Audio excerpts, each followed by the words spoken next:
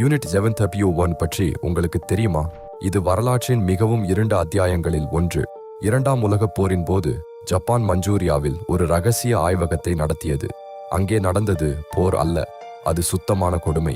சீன, ரஷ்ய, கொரிய கைதிகளை அவர்கள் மரபு என்று அழைத்தார்கள். மனிதர்கள் அல்ல, பொருட்கள். அந்த மனிதர்களுக்கு உயிரோடு அறுவை சிகிச்சை செய்தார்கள். பிளேக் கிருமிகளை உடலில் செலுத்தினார்கள். கைகளை மணிக்கணக்கில் உறைந்த நீரில் வைத்து என்ன ஆகும் என்று பார்த்தார்கள். 3000க்கும் மேற்பட்டவர்கள் இறந்தார்கள். போர் முடிந்தது, ஆனால் நீதி வரவில்லை. அமெரிக்கா ஒரு ஒப்பந்தம் செய்தது.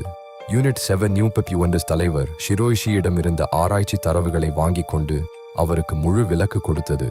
அவர் எந்த தண்டனையும் இல்லாமல் 1939 வரை ஜப்பானில் வாழ்ந்தார். ஆயிரக்கணக்கான உயிர்களுக்கு பதிலாக அமெரிக்கா தரவுகளை தேர்ந்தெடுத்தது.